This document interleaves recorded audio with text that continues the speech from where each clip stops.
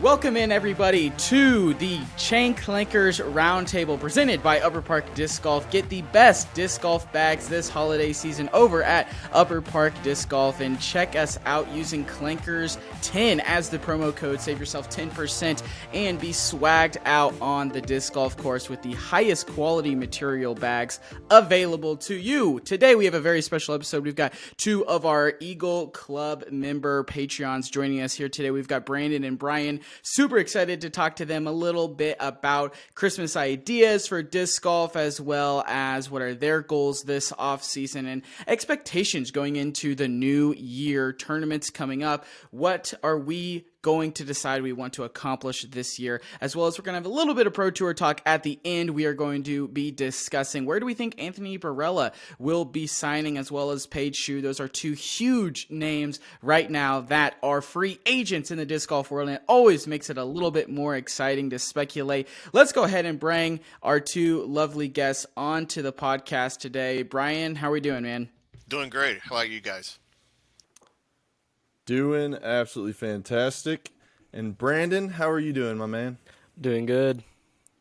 Excited to be here. We are happy you guys. Well, first of all, we got to say thank you very much for the support. That definitely helps us out. Helped us bring this little bad boy on, which it's small, but it's mighty. Don't knock it. But anyways, we got a new camera for the YouTube. It's just you're helping support us in ways you guys don't even really realize on the back end, paying for editing software and all that. So we really help. We really appreciate the help, and can't wait to get talking disc golf with both of you guys. Yeah, so let's kind of start here. Brandon, how long have you been playing disc golf? What's your rating right now, and what's your top Christmas list item for disc golf? I've been playing since about 2017. 853 last time I checked. I've been really getting into it once. I was really started getting into tournament play once COVID hit, like a lot of us did. My top thing for my Christmas list would more discs. I mean, any disc golfer wants more What disc are you eyeing specifically? There's a couple from a company called Wild Discs, some newer stuff that I haven't gotten to try out yet. The Addicts Reborn and a premium plastic Sea Otter. Love it. I don't even think I've heard of Wild Discs, and can't wait to get into Bryan's full term, but we can wait a second for that. So, Brandon, you said you've been playing since about 2017. When did you really take off? Like around COVID, kind of like you said, or have you just been playing all the time ever since you started? Yeah, I had been playing pretty regularly during like the fall and summer with my dad since then. But like once COVID hit and my school didn't have any like regulatory things that we had to do, I went out to the field, went out to the course almost every day, played. So heck yeah. So Wild. Sorry, I should probably know this, but Wild. What are the Wild what discs? Can you say that again? Wild Discs is the company. Wild Discs. Where are they out of? Let's give them a little shout out. I want to kind of learn a little bit more about them real quick. They're out of Buffalo. They're a small company run by a guy named Kyle Knabb and his wife Becky Knabb. Cole Radallen actually aced on GK Pro with one of their discs. Okay. So if you watch the GK Pro Skins match with Cole Radallen that he aced with a Sea Otter, that's that disc. Sweet. Love that. I'm going to have to check them out. Yeah. I actually have the baseline ones right here. I've been putting with them, trying them out. Oh, nice. They have some cool stamps, too. I like it. Yeah. Name's cool. Are they on OTB?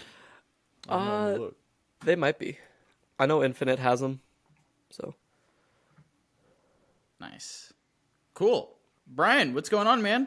Long time no chat. How are we doing? Yeah, doing good. This was a good year for me. So January, I will complete my second year of playing this amazing, addicting, nice, enjoyable sport, for sure. But yeah, this year was good. I played Ledgestone, MA3 division at Ledgestone with over 520 of us in the division. So it was a really, really eye-opener and a great experience. I big time helped grow the sport around here, and even with some kids back home and stuff. So that was cool. But yeah, rating's not the best. I'm not at 800 yet, but I'm getting there. My goal is to be over 800 by the end of next season. Looking at moving from the rec division to playing MA40 and having that competitive side there. But yeah, Heck yeah. trying to think of a good Christmas gift. I mean, I'll plug these guys full turn. Their discs are by far some of the best. They're out of Missouri, down by Branson, Springfield area. If you're familiar with that spot, but yeah, great company. Just got picked up on their team for the frontline team that they have. So. Very nice. That's awesome, man. That's really cool. That's awesome that both of you guys have support from kind of some local. Brendan, did you say, are you in Buffalo also? Are you local with them? No, Or I'm not how'd on their you meet team, them? but there is another shout out I'd like to make real quick. Inside the Circle Disc Yeah, Golf. go for it. They're a small clothing company out of Evansville, Indiana. I am actually super happy to be one of their leaders in the community. So, small company. Check them out on Instagram at Inside the Circle USA. Very nice. Yeah, both of you guys are repping. You got Brian. You didn't even shout it out, but you're on Team Disc.dot, so that's also Oh exciting. yeah, You're repping the hat. Yep. I give you guys credit for that. You guys really turned me on to Disc Dots on your end, and got a surprise email before I left out for Ledgestone in August, asking me to join their team. So yeah, that was really exciting. Really tough that whole weekend to not just scream out to everybody that I got picked up for a sponsorship from Disc Dots before it could be released. But yeah, that was really exciting. Yeah, well, congrats, man. That's awesome. Thank you. Both of you guys are doing awesome stuff. I like you're both repping your teams, and then both of us. Look at us. We're wearing Chiefs gear like we're on the Sad. team or something. I'm from Iowa area, Sad. so I don't care who wins. I just want Birdie to do well. So, Okay. Shout There you go. out. Mr. Relevant. Shout out. Yeah, that guy's been an incredible story. Who would you say, I know I didn't play in this, but talking about Brock Purdy, who would you say is the equivalent to, Mr. or Mrs. Irrelevant in disc golf that kind of popped off and played really well in 2022? If you had to pick one name. That's difficult. I That know is a his tough name was question. thrown around a little bit last year, but he didn't really he had a couple breakout performances, but I'd have to say Isaac Robinson. Because That's he a was good up one. there a little bit towards the end of last year, but almost every single tournament this past year, you heard his name at some point. And I feel like he had not toured a whole No, lot he prior to hadn't. this year. That's why he was able to get Dang, Rookie of that's the Year. a really good one. Yeah, that's a really good one. Yeah, just pick Rookie of the Year. No, I'm kidding. That was a good one, man. That was great. Man, that's a good question. Brian, who do you got anybody off the top of your head? I think Mrs. What was the title you gave him there? Q. Mrs. Just irrelevant to Mrs. Irrelevant. superstar. Yeah. I would say Dark Ace sponsored Hannah Hune. She really blew up. This was her first full year on the tour, and she really popped off. I got to see her personally play at the Mid America Open here in Missouri. Nice. Heck yeah. She's Trent, gonna be do you one have of a those. name coming to you, Ryan? She's gonna be one of those sleepers for next year. Definitely, she's gonna come out of nowhere and really tear the circuit up. I think I love that. I hope so. That'd be fantastic. You kind of cut out. Can you can you say her name again? I always feel like I butcher it. Hannah Hune. Hannah Hune?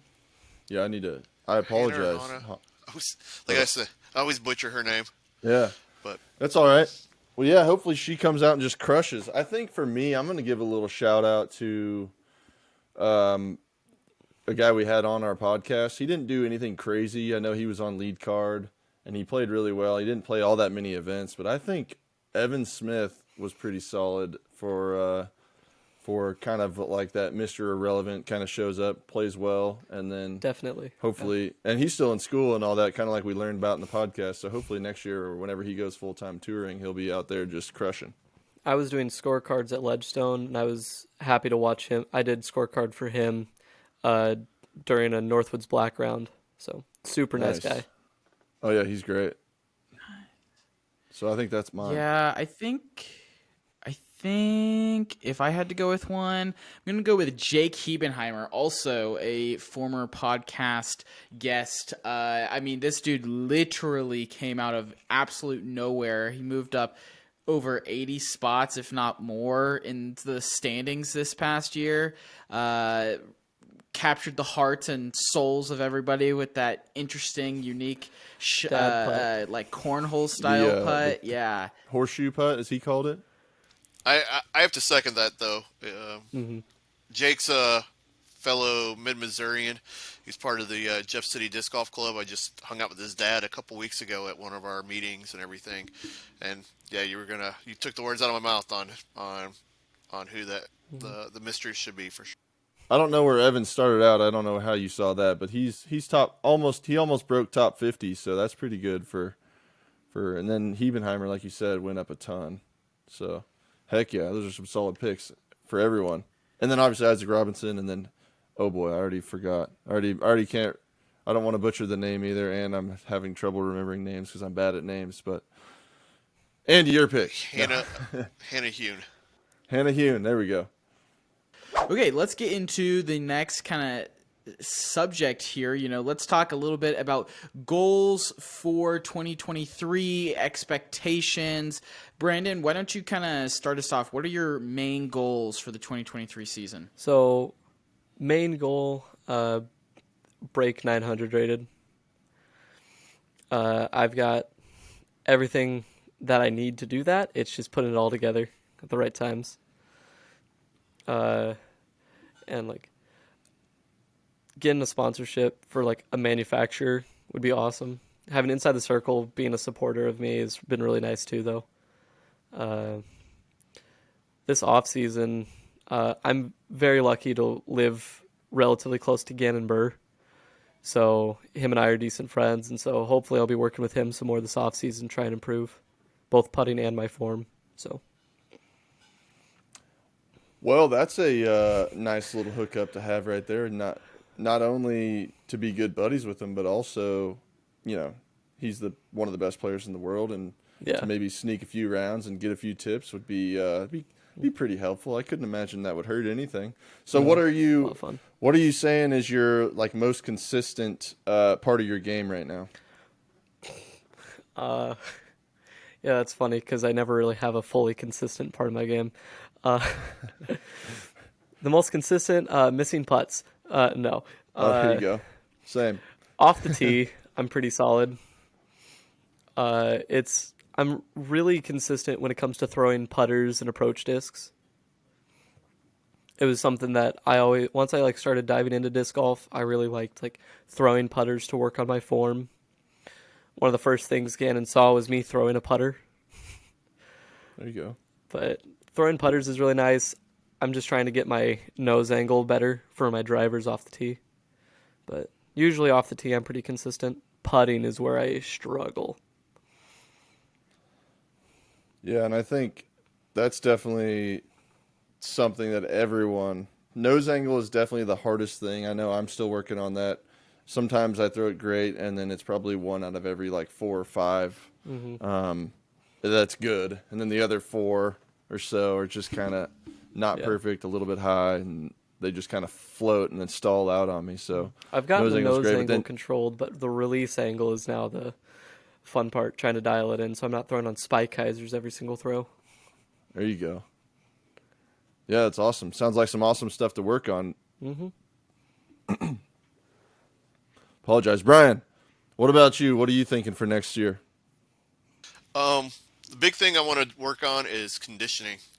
I'm the old guy on this podcast today, and it has some health issues back-wise leading into the season, and then doing a lot of things to try to improve my back during the season, and wrapped it up the season got wrapped up with some pretty invasive stuff that got done, but it's changed my back a lot, which is going to help me for 2023. So conditioning is going to be the big part, and then just practicing. I'm this week putting together a workout and training section in my garage just so I can really get at it this off season. So that, I want to be above 800 and shooting for 850 by the end of the season and stuff, and really getting at it.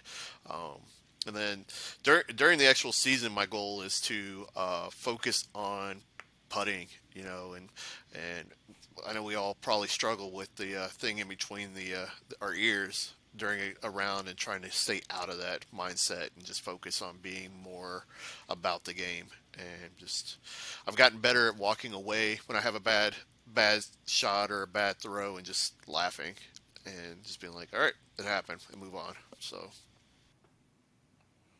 Yeah, that's a good shout. I mean, you want to keep disc golf as fun as you possibly can, and just keep the thinking, to me, at an all-time low. Like yesterday, I went out and played with my brother-in-law Horatio, and I shot the best round of my life yesterday, and I probably wasn't thinking for the first 13 holes, and then we come up to 14. He's like, "Damn, you're like number 2 on the leaderboard right now, all time at this course." And I said, "Dang, that's crazy." And then proceeded to hit the sign probably 50 feet in front of the tee pad. I said, "Okay, great. Thanks, guy. You got me thinking." And so then it just was a little bit different the rest of the round. I was able to somehow save par with a 40-foot step putt from there. But I think that's so smart. And one of the things that I've kind of been trying to work on recently, and this I'll go into my goals, and then Trent, you can go after me maybe, is that I want to really, really work on the mental game. I think the mental game is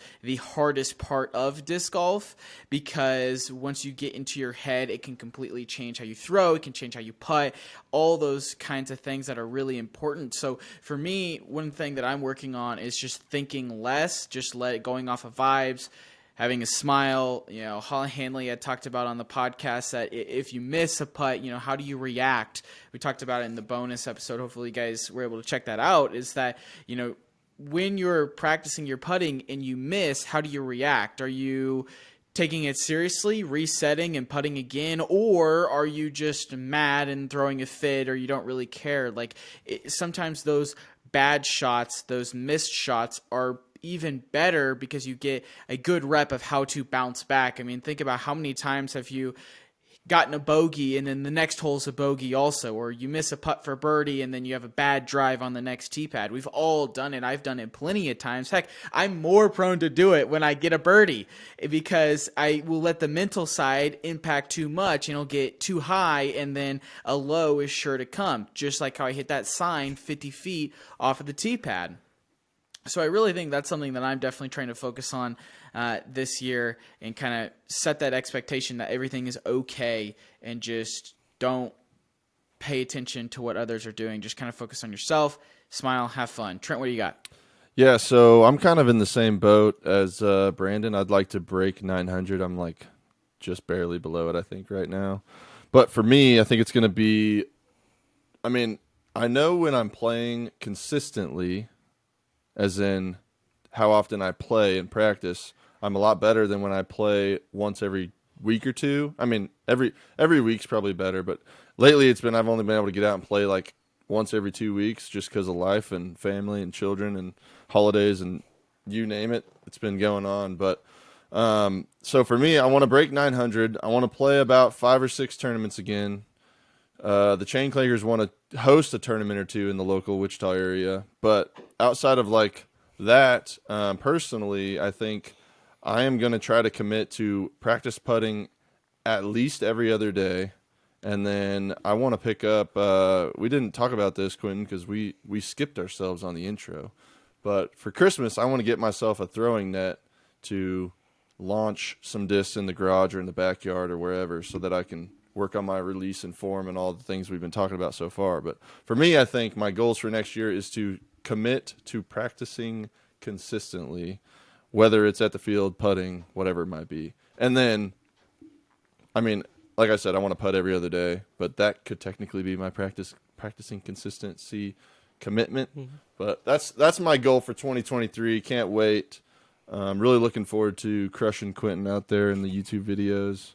And yeah, it's gonna be awesome. That's funny, Trent. I just looked at your rating, and because when you said I want to break 900, I was like, "What are you talking about? You're definitely over 900." And then when I was shocked that your rating was below 900 and that mine is at a 901 because I mean I look at my rating detail right here. You know, I mean this just kind of showcases the mental flaws that can be improved. I mean 966, 838, 897. 926, 845, 971, 847, 828, 902, 958, 940, 909, 933, 909, 833, 870, 915, 926, and 887. Like, are you kidding me? That's a hell of a roller I mean, coaster. Oh yeah. what was happening in 2022? I mean, up, down, up, down. I mean, cheese and rice. If I can just level that out and you know, eliminate the 838, eliminate the 845, the 828, you know, just take those out. I think that completely changes the season and how I feel about the season. So, man, I'm glad you said that, Trent, because that really made me take a look and really kind of take that deep dive and just stresses how important that mental aspect is. Oh, I think we've all been there. Oh yeah. The single round where you take the like 10 or something. Yeah. It wasn't that Those bad. are fun. Playing well and then you hit a hole and go out of bounds 6 times. Yeah. Love when that happens. I did that let's see, what was the tournament? It was the Keeper of the Change last year, second round, I believe. Anyways, yeah, there was like 2 sidewalks that basically made the fairway was like essentially on a river. It wasn't a river, but like the 2 sidewalks made it like a little island. And I launched one OB off the tee. I say launched, it didn't go very far. I threw it OB off the tee, and then and then my next shot, it was one of those beautiful ones where the sidewalk like starts out to the right of the OB line starts out to the right of the tee pad, and then the basket's over to the left, but it kind of veers left and goes in front of the tee pad. So I threw it out of bounds. I threw it basically dead straight. So I went out of bounds like 12 feet off the tee pad, just straight in front of me. And then I threw like what I thought would be a safe like forehand just to get over and left, and it skipped and went OB. And then I only was able to go like another 80 feet. It was like a 400-foot hole. I was only able to go like another 80 feet. And then I think, if I remember right, I took a harp and I did a little upshot, and it like the wind caught it just right and it pushed left. So then I went OB on the left side of the hole. Oh man, that hole. It's a great hole, but I mean it's a fun hole to throw. But I just got eaten up by that. Those are fun when that happens. I think I was like for the tournament before that happened, I was in like top 5, and I think I went down to like 12th or something after that, and ended up not even cashing. So, but it's kind of how it goes sometimes. Welcome to disc golf, right? Oh yeah. Say that again, Brian. So that was me yesterday. I took a 12 with 4 OBs. Ooh. Oh man, I'm sorry to bring that up so quick. It's okay. I took a 6 was rude. with, It's all with right. no OBs before, so on a par 3. It was not fun. There you go. 6 with no OBs. I lost a stroke to the guy in first who threw OB. There you go. Dang. Those are the fun ones. That's brutal. 40-footer uphill Yeah. headwind putt, banked the band, rolled down to a 50-footer. Oh no. What'd you do on the next shot? Let's see. What'd you learn from the hitting the band? If I was going to make it, it was going to be just over the basket, but it hit the pole and just settled. Okay. But then my putting didn't feel comfortable for the entire rest of the round. So it went So from you still ran it. soft bid. Soft bid? Okay. Yeah. So why would you say your putting didn't feel as comfortable the rest of the round?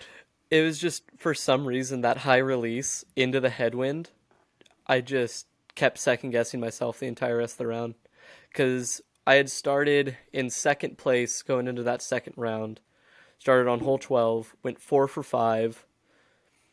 Parked hole 18, took a stroke. So now I'm going into hole 1 with only about a 3-stroke deficit to first place. He throws OB, I throw a shot in the fairway.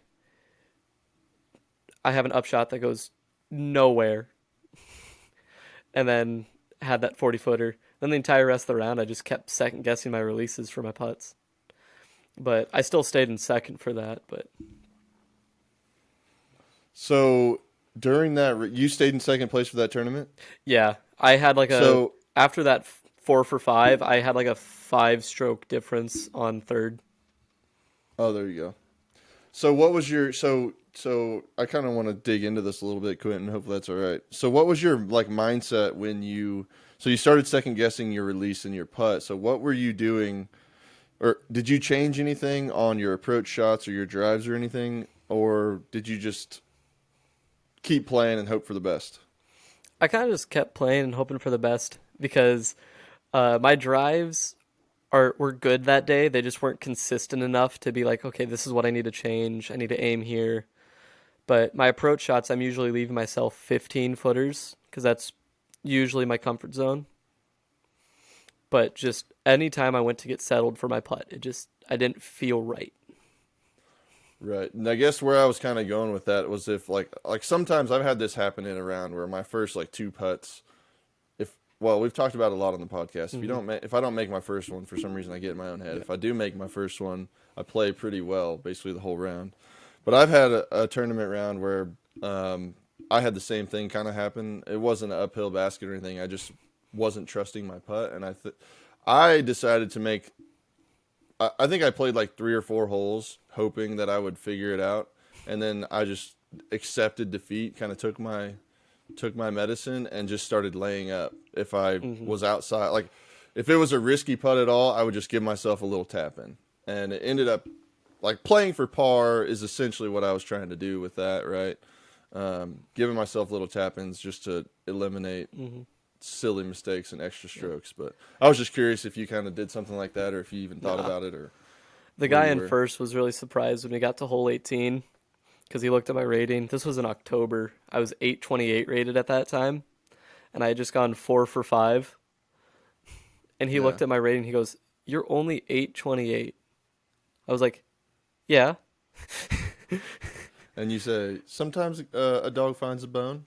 Yeah. And keeps And then going, he threw plays well. a drive that leaked off really hard left on 18, and then I just parked it, turned around, and I said, "Sorry to do this to you, but let's go." There you go. Him and I were, since we were so far ahead of everybody else, it was kind of just like a friendly competition between the two of us. Right. It felt like the Eagle and Paul situation. Oh yeah, for sure. Just crushing full turns or full tilts, full turns. Look at that. Shout out. Crushing full tilts upside down.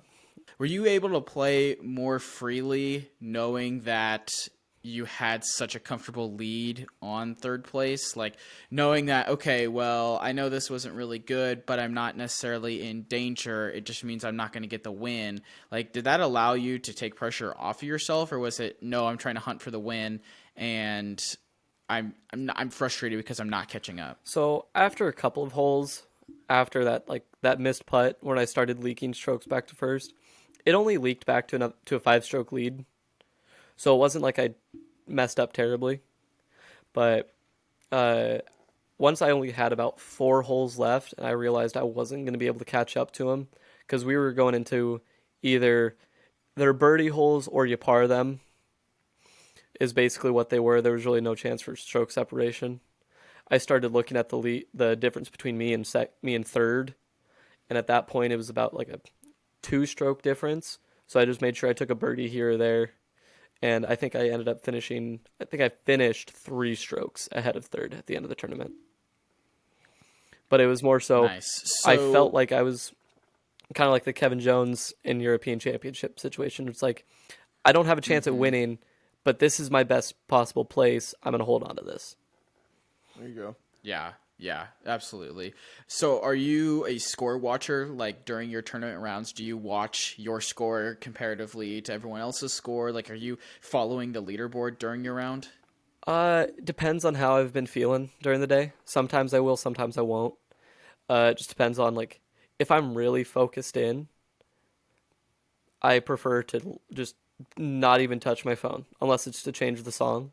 I'll put an earbud in and just stay in my zone and talk with my card mates, but I won't really look at the score until it's like 2 or 3 holes left in a round. Then I might check it out. But Brian, are you a score watcher? I used to be more so, but now with the new PDGA app, you don't have that easy access to the scoreboard, so it kind of keeps me in check on not caring as much. Have you seen any improvement in your? Just curious, have you seen any improvement in your game since you haven't been looking at scores during tournament rounds? I think there's a little bit more, because then it's not getting in my head where I'm like, oh wow, I'm sitting in 12th place right now, and I've got a chance to climb, and instead I stumble. Now I know I typically am one of the ones that keeps score for the card, so I know what the card's doing, but it still doesn't tell me where I'm at and where they're Yeah. even at. It's one of my goals. I talked about was the mental game of it, and one of that is next year to not care about score. I may not even offer to keep score as much next year, because in the end, it doesn't matter what everybody else is doing. You still have to play your round. Yeah, and I think that might be a solid approach too if you're overthinking it a little bit too. Just stop taking score and just play golf and have fun. I mean, at least stop taking score for everybody else. You're probably still taking score for yourself, right? Always Yeah. take score for yourself. Right. Yeah, I So- use disc. Right. So I know Quentin hates. I shouldn't say hate. Despises keeping score. You won't even offer to keep score at tournaments. There we go.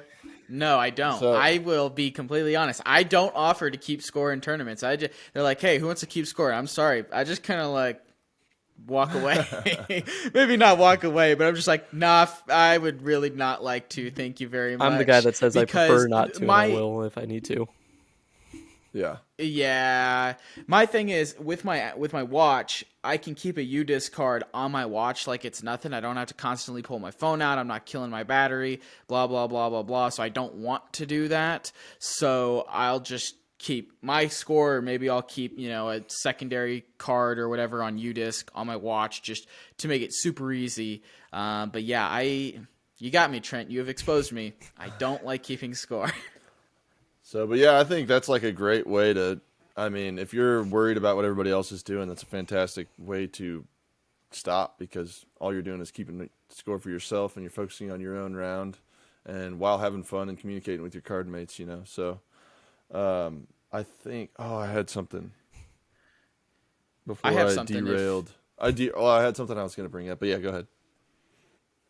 Just kind of, talking about score and keeping it and all that stuff, it kind of makes me think a little bit about expectations. Like, do you guys go into holes and are expecting a certain score on that hole? Like, let's say, it's a course you've practiced and you birdie it half of the time. If you are in a situation in now a tournament that you don't birdie it, does that ever impact your mental game at all? Depends Most for me. definitely on my end. How so? Let's explore the topic. I think, I think the biggest thing is if you go out and play around with your buddies and you shoot a birdie on that hole or you par it, tournament rounds are a lot different because it's a mental round now. It's a round that matters, even if it's just a charity ice bowl with no impact on your rating. You still know it's still going to have a different play on your mind than that round if you were just out throwing with the guys. Yeah, for sure. For me, it's just like there's a lot of holes at my. I've got a bunch of home courses. Technically, I play like 5 in my area that are all within like 20 minutes. But the majority of them, it's like, okay, if I don't get the birdie here, I want to at least take the par. And then if I don't take the par, that's when I start getting a little bit more upset at myself on it. Yeah. Yeah, we've kind of talked about this a little bit where when we were talking about it before, we talked about like practice rounds before the tournament being helpful or hurting you just because like if you go do a practice round and you birdie the birdie hole 1, par, birdie hole 4, and you don't start out like that in the tournament, you just mentally get in your own head and you're like, man, yesterday or Thursday, I literally was crushing this, and now I'm 3 over. Like, what the heck? And then your whole round just goes out the window in those situations. So that is definitely, I mean, I know a lot of people. Comment down below, actually, if you're watching this on YouTube. Let us know your thoughts on kind of the mental struggle of tournament rounds versus just, just your regular rounds with your friends. Let us know if you worry about how you're playing based off of how you did play that hole normally, if it affects you when you're throwing in a tournament or anything. Just let us know down in the comments. We'd love to hear from you. But for me, it's definitely harder when I do really well. Like at Oak Park, for example, the first 5 holes, you should birdie probably 2, if not 3 of them. And every tournament, I maybe get 1. And it always just bothers me. So I got to figure that out on my end as well. I think something we Well, I forget think it too goes is back- the conditions. Are you Yeah. going out Yeah. and playing that course at 5 o'clock in the afternoon, where you're more awake, or are you playing it at 9 o'clock in the morning because that's the tee time for the Right. tournament? Are you, is the weather the same? Is even humidity is so there's so many things that could impact that round that we forget about. Instead of caring about, like, all right, on this hole I would throw a Hades every time. Today, should you be throwing a Hades because of the weather, or because of how you feel, or because did you even eat correctly before you went out and played? Are you drinking water? I Right. think one of the things I took away from the last time we had a podcast roundtable was Craig pointed out you should give yourself a number of errors that you're allowed to have that day. Mm-hmm. And then that way you stay out excuse me, from between your ears, because you're like, okay, I'm allowing myself 15 screw ups today. And it's something that I haven't practiced since we had that round table, but I think it's something I'm going to try to focus more on next year. Is like, all right, I know on this course I suck on these holes. So what can I allow myself to have mistakes and still grow and do well? Right. Yeah, I think that's a great That's shout. Yeah, I mean that's really interesting because I now that you say that, I do kind of recall that, and it kind of brings me to a situation yesterday when I was playing on Trenton.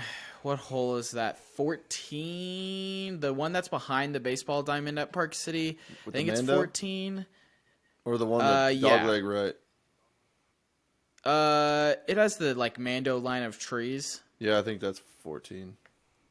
So so you have an idea at least of what I'm talking about. So for you guys, pretty much what this hole is, let me just look up on UDisc just real quick what the distance is on this. It's basically you have a tunnel shot, OB left, OB right, and it's very gradually uphill, but it definitely is uphill. And then you have to throw. I am talking about the right hole, right, Quentin? I think you have to throw. No, it's not uphill.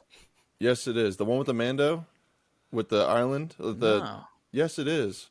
The Next time you peninsula? play. Yeah. Next time you play, go walk. You'll notice. If it's uphill, it's not noticeable. It's very gradual, but it is. There's a difference. You'd be Okay, surprised maybe a how little easy bit. it is to be an uphill hole. Yeah, it is. It's just like the slightest uphill grade, but it definitely is, and I feel like Yeah. that's why it's harder than it should be. We in have a my couple of opinion. holes like that in the Des Moines area. Yeah. But anyways. Yeah, I mean, like you're saying, it's a very difficult hole, right? Because you have the OB line. I mean, what you've got 30 feet maybe across the tunnel, probably closer to 20, 15 maybe. big evergreen because up you on have the the right. OB. Yeah. Because you have the OB fence line, and it's a barbed wire fence, so it's not it's not a chain link to where you'll get bailed out. If you're going towards the OB, you're gonna go OB. The other side, you have the tree line, which on the other side of that is the out of bounds, and so just getting through this gap is quite difficult. And normally, I mean, you'll see us take 3 or 4 OB strokes combined on there just because it's hard to get out of that tunnel. And yesterday, I mean, I think we both got out of it easily just by pitching up a little putter approach shot and moving up 100 feet. And then from there, okay, now you might have a more difficult approach distance wise, but you're not out of bounds. It just kind of made me think about what you were talking about, Brian, that, you allow yourself these mess ups, maybe you allow yourself, hey, I'm going to lay up here. Maybe I take a bogey, but I'm stopping myself from taking a double, triple bogey. I'm stopping myself from taking myself out of contention in this tournament. And so, yeah, I just think that's a really interesting thing that maybe we should hold one or two of those in our back pocket around and be like, you know what?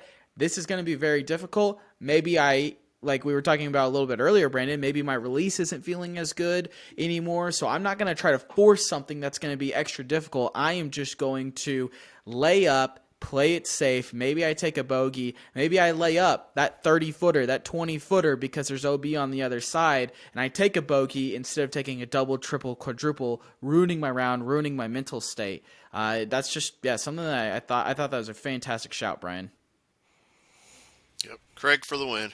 For sure. Yeah, shout out to Craig. Okay, guys, we are getting a little close to time. I want to get to our last topic before we get out of here. So, disc golf is always interesting when we have big signings, moves, player contracts, and we've got a couple of them right now at the time of recording this on December 18th at 2:22 p.m.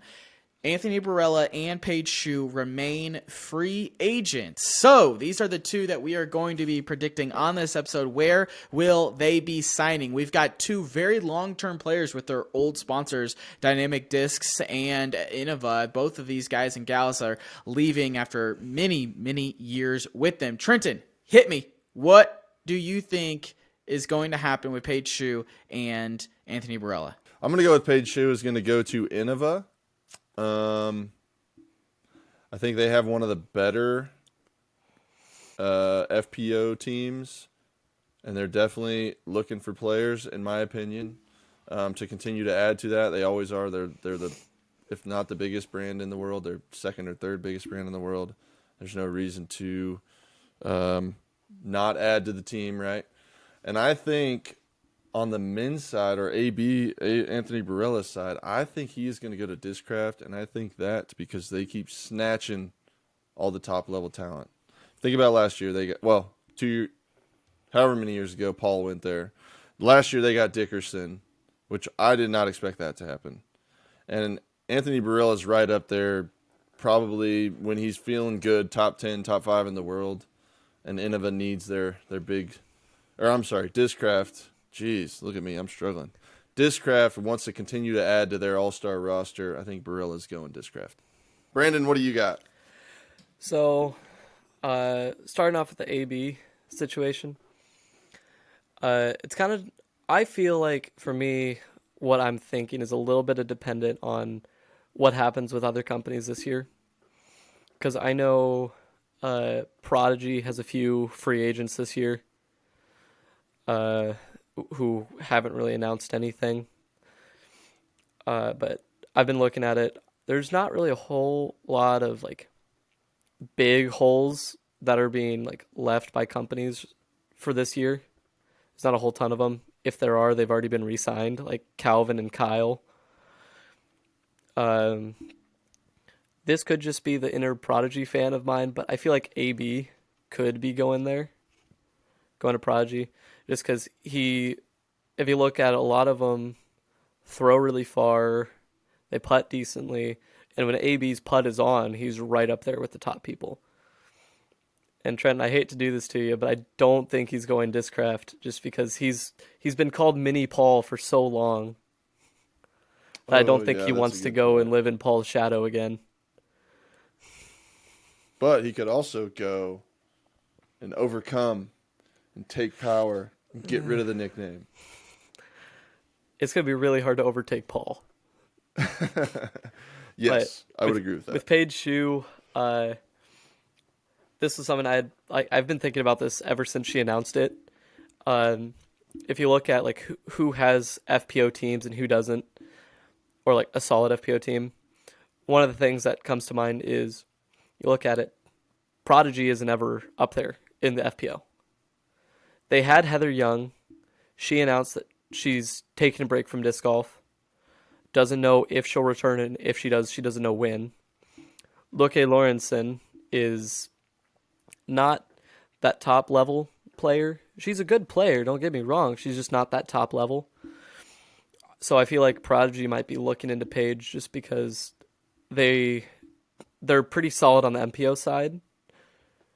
Just because they have some really good players there. But I feel like Prodigy would be a good fit for her just because she putts really well. I can see her throwing some Prodigy plastic. Other places that come to mind would be like maybe MVP. That's one that comes to mind where once again like they might just be trying to stack their FPO team to get some more like top level players. But yeah, that's just my thoughts on it. For AB, I got to actually see him personally play. I was his scorekeeper when he came through and played the Mid-American Open in August, and seeing the power behind him, I could see Innova plastic not being the plastic that may support his abilities. I mean, without even trying, he can just rip a shot out of nowhere. I was leaning more towards I think he'd be a great candidate for MVP. I think he would look really good with MVP plastic. Discraft, I was thinking Discraft too, but I totally forgot about the nickname that he's lived in the shadows of. That could hurt that ability, but at the same time, I feel like their plastic would complement his power very well as well. Paige, I think anywhere she goes would be a great addition to the team. But I think Innova would be a good complement for her. And Innova's team is their FPO team is pretty good. One of those sleeper teams, I feel like, because there's names on there that you hear all the time. There's names that you don't hear all the time, but they all kind of complement each other. And I think she would be a good fit. But I think anybody that can get her signature on a contract for next season would be a great asset to their team.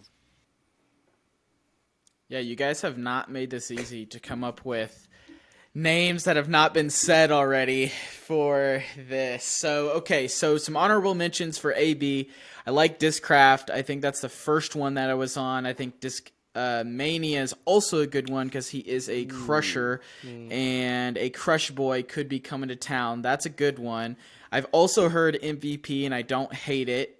Outside of James Conrad, Raven Newsom, they could use a little upgrade there. But I'm going to go very contrarian, and I'm going to go very out of the box.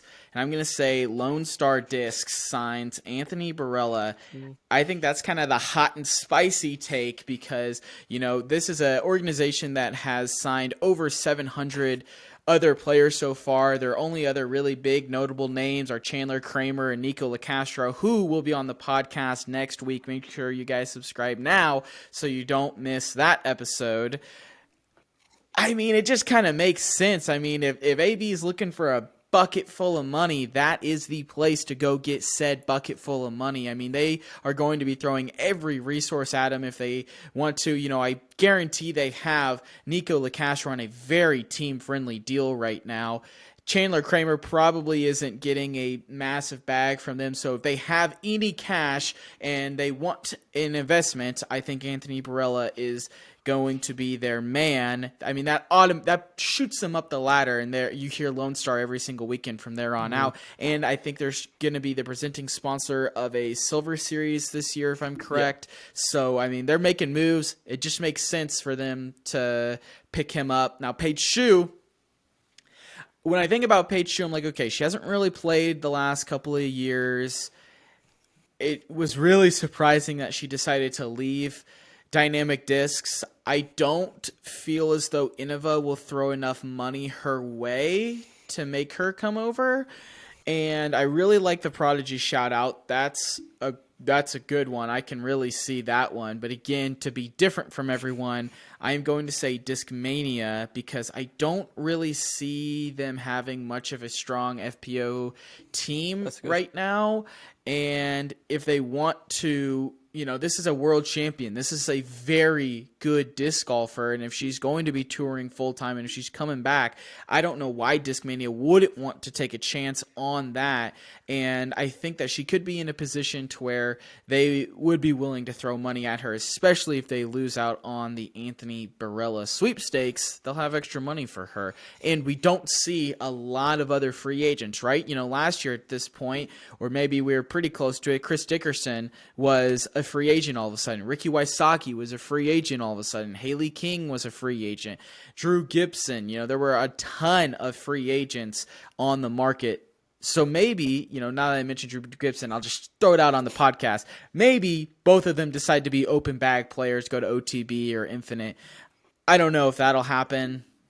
I still like my kind of wacky predictions, but I would love to hear you guys in the comments. Comment down below. Where do you think Anthony Barella signs? Where do you think Paige Shue signs? We would love to hear your guys' thoughts and opinions over there. We are going to sign off out of here.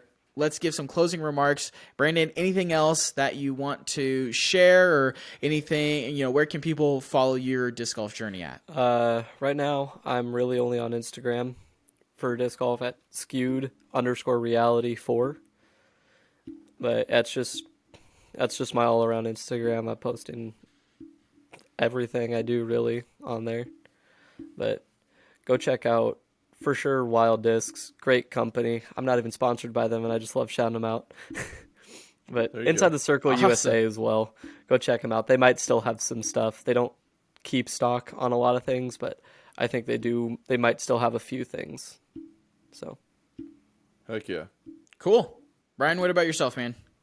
If you guys need to follow me or want to follow me, look for me on Instagram. BP Disc Golf and Dad. I gotta get you Trenton and Quentin t-shirts here soon. So Heck yeah. I'll hit you guys up. But yeah, Instagram, Facebook, and YouTube. My YouTube's not as strong, but I'll be stepping it up this year or this coming year. Shout out to my amazing sponsor this year. I never thought I'd have a sponsor in disc golf and to get picked up by Disc.dot. And also for my sponsor for next year, Full Turn. Go check them out. Both are great companies, and just they've helped grow the sport in their area and everything. So Thanks for coming on, guys. Thank you for your support over on Patreon. If you, the listener, want to join us on the next roundtable, make sure you head over to our Patreon, patreon.com/ChainClankers. Get signed up for that Eagle or Ace Club member. You also get an extra bonus podcast weekly, among other amazing things. Like our boy Brian has on screen. If you're watching on YouTube, you got the hat. So make sure you go over there, check it out. We highly appreciate your support. It allows us to do things, make the product better. And, like we've talked before, I think it was on last week's bonus, we want to be able to bring an editor on. We want to be able to do other things. So your guys' support over there is highly, highly appreciated. For Trent, I'm Quint. Thank you guys for listening to the Chain Clankers Disc Golf Podcast, and we will see you guys next week. Peace.